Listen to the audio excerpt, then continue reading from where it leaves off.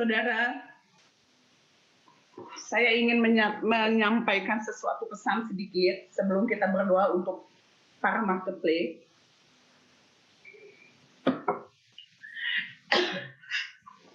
Kalau saudara perhatikan membaca 4 Injil, saudara di situ akan melihat bahwa dari sejak Yesus lahir sampai Yesus mati selalu ada kalimat yang mengatakan demikian.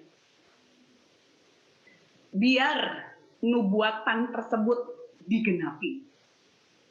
Ketika Herodes memerintahkan membunuh bayi-bayi di bawah umur 2 tahun, dan Yesus di dalam mimpi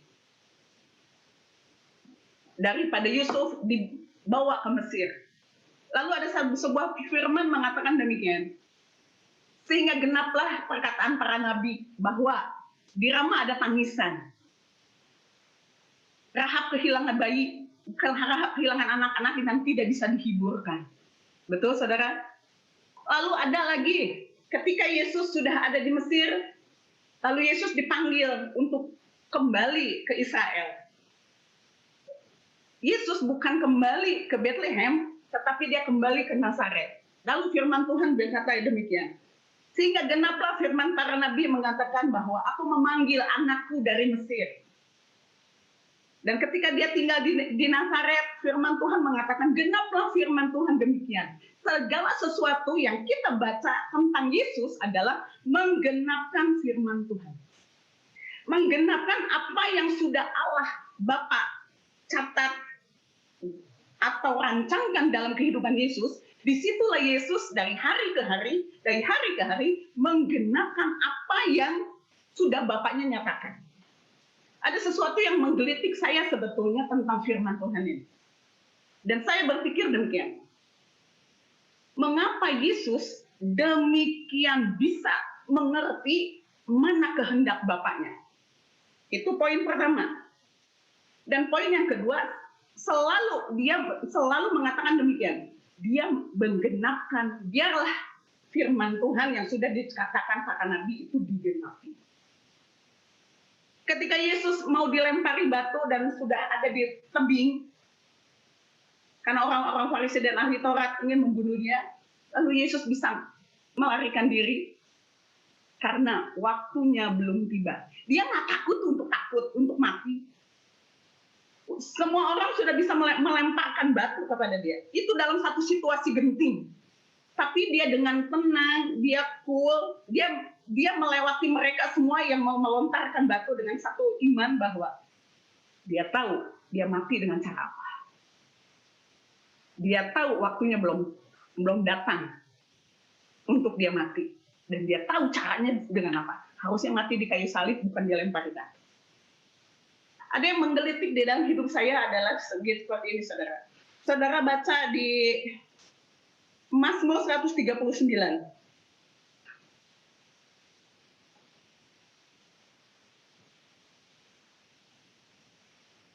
Ini adalah ayat yang terkenal.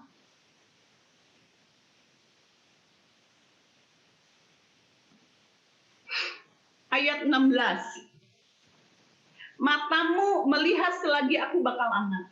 Dan dalam kitabmu semuanya tertulis hari-hari yang akan dibentuk. Catat baik-baik. Matamu melihat selagi Ester bakal anak. Dan dalam kitabmu semuanya tertulis tentang Ester, hari-hari yang akan dibentuk sebelum ada satupun daripadanya. Sobat-sobat catat, saudara pikirkan. Hari-hari di depan kita dari 0 tahun sampai hari ini saya umur berapa dan kapan saya harus mati, sesungguhnya sudah ditulis Tuhan di dalam kitab-kitab. Sekarang adalah bagaimana saya tahu apa yang dia tulis di dalam kitabnya itu. Betul? Saya harus tahu kehendak Allah apa dalam hidup saya, sehingga saya menggenapi firman-Nya yang sudah Allah taruh, yang sudah Allah tulis di dalam kitabnya, seperti apa yang Yesus lakukan ketika dia ada di bumi. Itu kerinduan saya. Yesus memiliki kepekaan yang sangat luar biasa dengan kehendak Allah. Dan apa yang Tuhan eh, menyatakan apa yang sudah Tuhan tuliskan di dalam kitab kehidupan Yesus, Yesus menggenapinya dari hari ke hari. Bagaimana saudara dengan saya? Apakah saudara memutuskan segala sesuatu dalam hidupmu tunduk kepada kehendak Allah, atau keputusan-keputusan saudara didasari dari keputusan pribadi saudara? Itu menjadi pertanyaan. Ketika seluruh orang-orang terkena penyakit sampar, yaitu virus corona ini, semua orang ketakutan. Jujur awalnya saya takut. Saya takut sekali. Di mana saya memiliki autoimun dan saya sangat rentan. Saya takut. Tapi ketika saya meditasi firman, apa yang sebetulnya saya takutkan? Virus kah? Takut mati. Harusnya saya nggak perlu takut mati. Kenapa? Seorang yang mengerti kehendak Allah harusnya tahu apa yang dicatat di dalam kitab-kitab yang sudah Tuhan buat bagi saya, bagi saudara. Seringkali masalah terjadi itu karena akibat keputusan-keputusan kita yang salah. Jika saja kita mau dengar-dengaran kepada Tuhan dan merendahkan diri, Dia pasti mau membawa saudara kembali ke jalan di mana seharusnya saudara ada hari ini. Saudara yang ada hari-hari ini ada di dunia marketplace. Saudara yang menentukan jalan ke depan sebuah bangsa. Kehidupan ekonomi kita, kehidupan ekonomi Indonesia harusnya tidak ditentukan oleh dunia, tapi seharusnya ditentukan oleh saudara. Hidup saudara sudah ditentukan, sudah ditulis, saudara nanti akan jadi apa. Kehidupan saudara umur berapa, tahun berapa, akan terjadi apa, itu semua sudah ditulis Tuhan di dalam kitabnya. Tugas saudara dan saya adalah mencari hadirat Allah. Apa yang menjadi kehendak Allah dalam kehidupan saudara? Apakah itu tidak mungkin? Sangat mungkin. Sangat contoh yang mudah ya. Anak saya, di sini ada anak saya Jordan dan Gibea. Dia akan tahu mana yang saya suka dan mana yang saya tidak suka. Dia tahu mana kehendak saya dan mana kehendak dan bukan kehendak saya. Dengan sangat mudah anak-anak saya tahu. Mengapa anak saya bisa tahu kehendak saya? Kehendak saya bagi dia, umpama kehendak saya bagi Jordan, dia tahu. Batasan-batasan mana yang dibolehkan oleh saya terhadap dirinya, Jordan tahu. Kenapa? Karena dia punya hubungan. Dia memiliki keintiman dengan saya. Dia sering mencari saya. Dia sering berbicara dengan saya. Dia sering ngobrol dengan saya. Dia sering mengadukan perihalnya apa yang terjadi dalam hidupnya. Dia sering ceritakan kepada saya. Dan saya sering bercerita kepada dia. Ada hubungan dua arah antara saya sebagai orang tua dan Jordan sebagai anak. Sehingga saya tahu keinginannya dia dan dia tahu keinginan saya. Apa bedanya dengan Tuhan? Asal saudara mencari dan mencari melalui firman Tuhan, menyembah dia, menghampiri tahtanya, dan hidup sesuai standar firman Tuhan, saya yakin dan percaya. Saudara akan tahu kehendaknya. Satu lagi saudara, ini lagi musim virus, sebagai marketplace, apa yang harus saudara lakukan? Wahyu 3 ayat 10.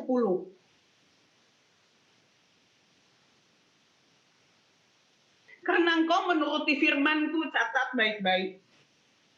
Satu, karena engkau menuruti firman-Ku, untuk tekun menantikan aku pun akan melindungi engkau. Maka aku pun akan melindungi engkau dari hari pencobaan yang akan datang atas seluruh dunia untuk mencobai mereka yang ada di bumi. Saya ulangi. Karena engkau menuruti firman-Ku untuk tekun menantikan aku, maka aku pun akan melindungi engkau dari hari pencobaan yang akan datang atas seluruh dunia untuk mencobai mereka yang ada di bumi.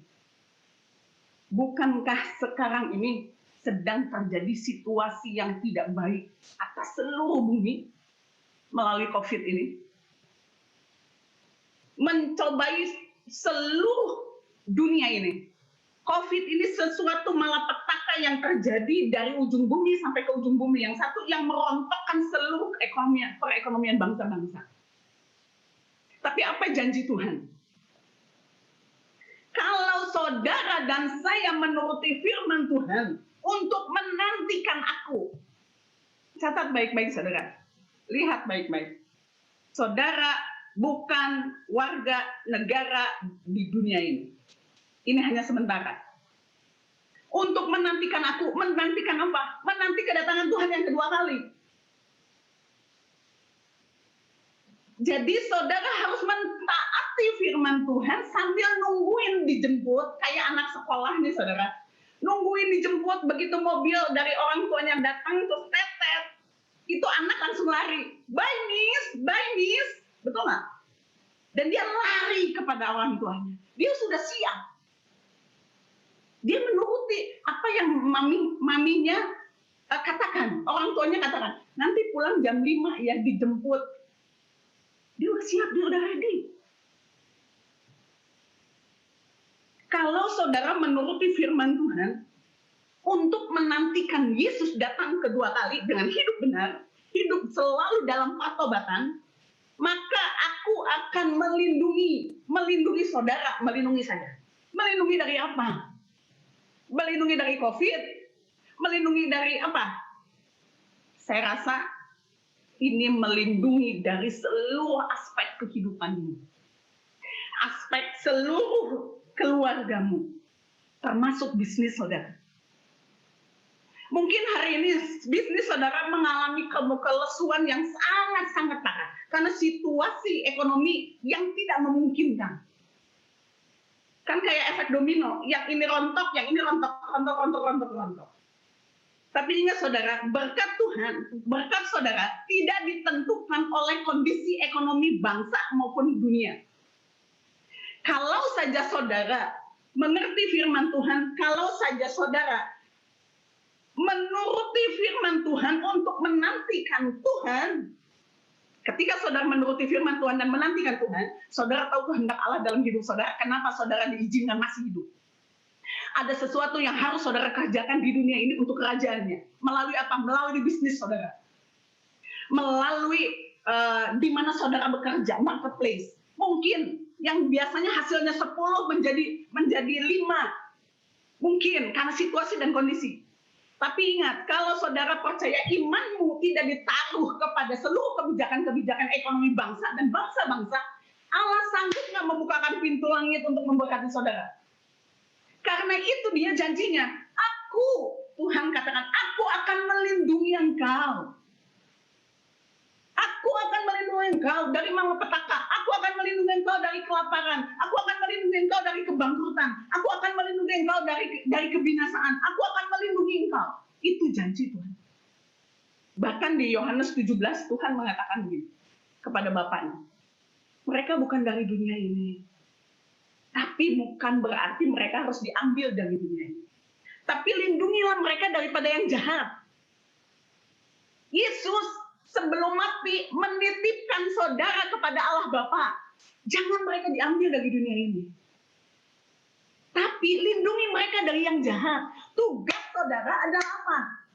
Menuruti firman Tuhan, menantikan Dia, melakukan firman itu sesuai dengan apa yang Tuhan taruh di dalam kitab hidup kita saudara, kehidupan kita saudara dan kehidupan yang Tuhan tulis di dalam kitab saya. Dan saya yakin ada hal-hal yang besar yang sedang Allah lakukan dalam hidup saudara. Satu hal ya saudara yang ingin saya sampaikan.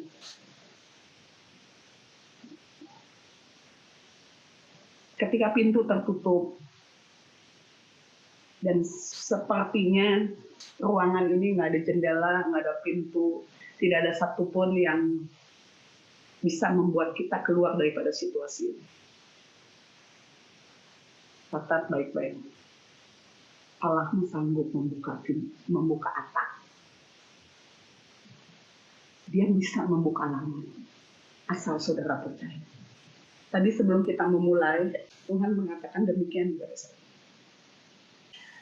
Katakan kepada seluruh marketplace, mereka harus mempersiapkan diri untuk satu lompatan ekonomi yang baru. Setelah ini, kehidupan akan berbeda. Peluang-peluang bisnis yang baru akan dibukakan sesuai dengan apa yang Tuhan tulis di dalam kitabnya. Yang harus saudara lakukan adalah ini bejana hidupmu. Umpama saudara, kapasitas saudara dengan kapasitas saya beda. Saudara percaya itu? Ngangguk, jadi saya tahu. Kapasitas saudara dengan kapasitas saya beda. Betul? Mungkin kapasitas saya segini. Atau mungkin kapasitas saudara lebih kecil. Atau kita bisa tukar, kapasitas saya mungkin ini. Kapasitas saudara begini. Yang Tuhan katakan adalah, buat suruh umatku mempersiapkan diri. Kalau mempersiapkan diri, intinya harus kosong atau isi. Kosongin, bersih. Hidupmu harus bersih di hadapan Allah. Hidupmu harus melakukan firman Tuhan. Karena Tuhan mengatakan demikian, kuduslah engkau karena aku kudus. Keselamatan yang diberikan Allah kepada saudara itu gratis. Itu cuma-cuma, itu kasih karunia yang tidak pantas saudara dan saya terima. Itu pemberian gratis dari Tuhan Yesus bagi saudara, bagi saya yang percaya kepada Tuhan. Itu keselamatan. Tapi setelah kita menerima keselamatan, itu saudara baru dianggap kudus. Tapi saudara belum kudus. Nah, sekarang saudara harus menguduskan diri saudara dengan kekuatan Kristus, dengan kekuatan Roh Kudus, untuk memiliki kesamaan dengan Kristus kekudusannya. Kekudusan yang Tuhan minta adalah standarnya bukan seperti Esther. Bukan. Standar kekudusan yang Allah minta adalah seperti Yesus Kristus.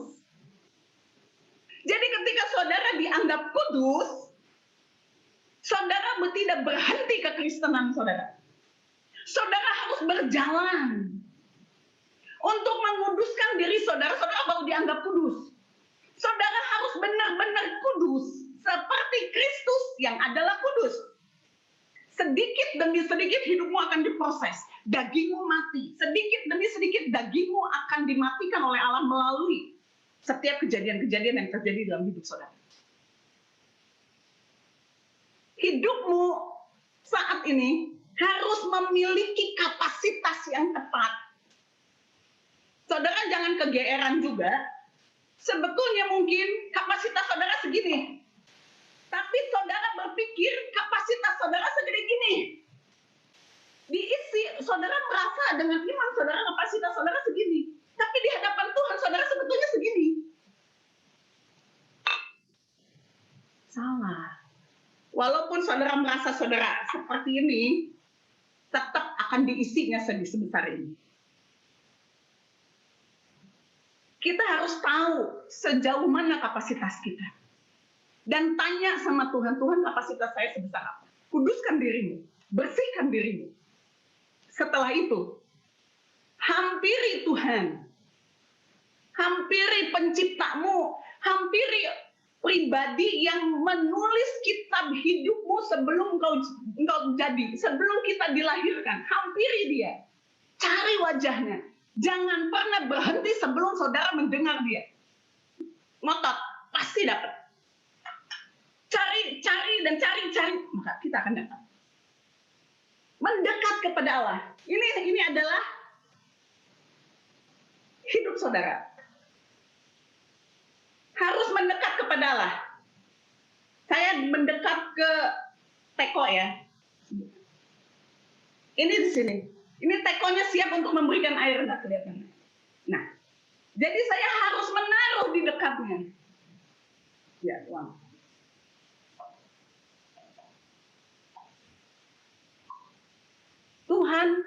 akan memberikan sesuai dengan kapasitas yang saudara punya. Atau Tuhan akan memberikan sebesar, sebanyak bagaimana saudara dapat dipercayai oleh Allah. Kenapa demikian? Allah tidak akan pernah memberikan kau terlalu banyak, dia tidak akan pernah memberikan kau terlalu sedikit. Kenapa? Karena Allah tahu siapa engkau. Allah tahu siapa saya.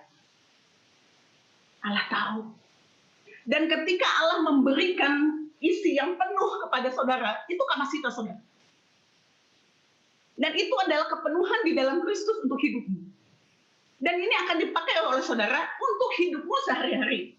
Dan ingat, apa yang Allah berikan kepadamu tidak untuk dihabiskan untukmu, untuk saudara dan saya sendiri, bukan. Ada bagian raja, ada bagian Tuhan, ada bagian seperti yang hari kemarin saya katakan, ada bagian para janda, ada bagian anak yatim, ada bagian orang-orang yang telanjang, orang-orang miskin, betul? Ada orang-orang yang dipenjara. Tuhan sesungguhnya hari-hari ini mengatakan demikian, saudara. Kedatangannya sudah sangat dekat. Kita bukan lagi hidup di zaman yang kemarin. Tuhan mengatakan kita ada di detik-detik hari terakhir zaman akhir. Detik-detik di hari-hari terakhir di zaman akhir. Pikiran kita sudah harus dirubah.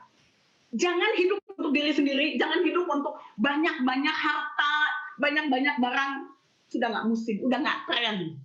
Setelah COVID ini berlalu, kerusakannya akan banyak. Sebelum kedatangan Tuhan kedua kali, akan terjadi hujan akhir yang sangat besar. Akan terjadi pencurahan kuasa Roh Kudus yang sangat besar. Ada terjadi lawatan Allah yang sangat besar. Kemuliaan Allah harus kembali ke Israel. Dari Indonesia ke Singapura, ke Eropa Timur, ke Middle East, langsung ke Israel. Di situ Tuhan Yesus datang kedua kali. Sangat-sangat sebentar. Melalui situasi yang sedang Allah goncangkan ini, Allah sedang berteriak, sesungguhnya sedang membangunkan gerejanya untuk tidak terfokus kepada gedung, tidak terfokus kepada program, tidak terfokus kepada liturgi, tapi lebih terfokus apa yang Allah inginkan bagi gereja, yaitu hidup kita, untuk mendengar apa yang datang daripada Allah, sehingga saudara dan saya nggak kehilangan waktu, nggak lupa waktu, dan yang kedua nggak kehilangan kesempatan. Jadilah kita orang yang tepat di tangan Allah. Jadilah kita menjadi pribadi yang dipakai Tuhan, menjadi orang yang tepat, di waktu yang tepat, di dalam pekerjaan yang tepat, dan di tempat yang tepat. Itu hasilnya akan sangat besar. Saudara dan saya harus bersiap ketika lawatan besar. Ketika pekerjaan Allah terjadi di Indonesia, di Singapura, di Eropa, sampai ke Middle East. Kira-kira butuh duit nggak? Butuh. Perlu biaya nggak? Perlu. Tuhan bisa menciptakan uang nggak untuk membiayai pekerjaannya sendiri? Bisa. Tuhan nggak perlu saudara dan saya, dia pakai kekuatan dan kuasanya sendiri untuk membiayai pekerjaan Allah yang sangat besar. Bisa. Tapi dia terlalu rendah hati. Saya nggak tahu pikiran Tuhan gimana. Kok dia masih bisa percaya kepada kita yang sering jadi rampok, betul? Yang sering kita seperti anak kecil. Allah ingin melibatkan umatnya. Allah ingin melibatkan saudara dan saya untuk dipakai Tuhan. Orang-orang marketplace ingin dipakai oleh Tuhan untuk kehendak Allah, untuk rencana Allah yang besar, untuk satu kebangunan rohani yang besar. Saudara siap nggak? Saudara siap nggak dipakai oleh Tuhan? Saudara siap nggak ketika peluang-peluang bisnis itu dibukakan kepada saudara? Saudara siap nggak? Kalau itu bukan milikmu, itu adalah untuk pekerjaan Allah, bukan kepada saya, bukan. Pekerjaan Allah di luar sangat banyak. Saudara harus pakai. Di mana para janda? Di mana para yatim? Di mana kegerakan Allah yang sedang terjadi yang membutuhkan biaya? Saudara harus peka. Ketika saudara mengalirkan apa yang sudah Tuhan berikan di dalam hidupmu, saudara mengalirkan dengan tepat kemana Allah mau, saudara akan diisi lagi. Tidak akan pernah berkurang. Tuhan hanya mengingatkan saya malam ini, persiapkan marketplace untuk satu kegerakan Allah yang baru. Setelah COVID ini tidak akan pernah sama dengan hari-hari kemarin.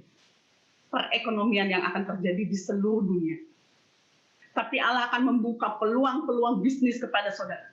Allah akan mempercayakan hal-hal yang baru sesuai dengan kasih karunia-Nya, sesuai dengan kapasitas yang ada dalam hidupmu dan ada hidup saya. Tinggal sekarang saya tanya kepada saudara, saudara mau nggak dipakai Allah?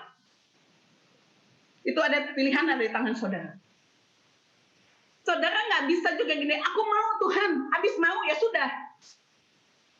Tidak melakukan seperti kitab Wahyu katakan. Apa yang tadi Wahyu katakan?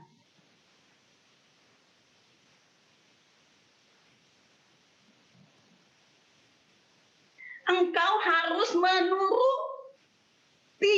Engkau harus menuruti firman-Ku untuk tekun menantikan Aku. Seperti ini saudara. Saudara sedang traveling. Kemarin saya traveling ke Eropa. Mau 2 minggu.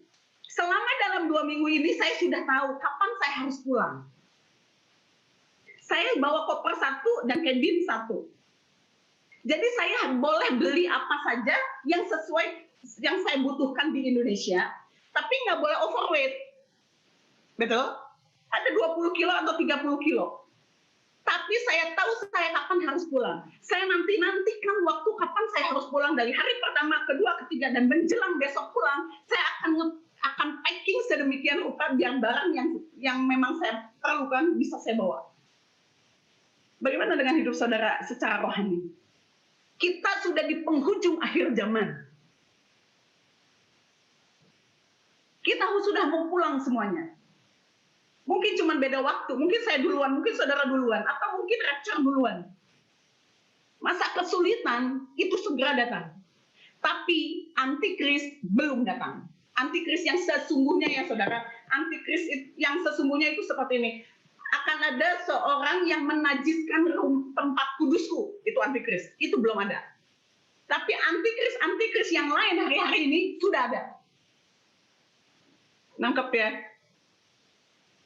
Tuhan hari-hari ini mencari orang-orang yang mau memberikan, mempersiapkan bejana hidupnya di hadapan Allah. Yang bersih, tidak bercacat.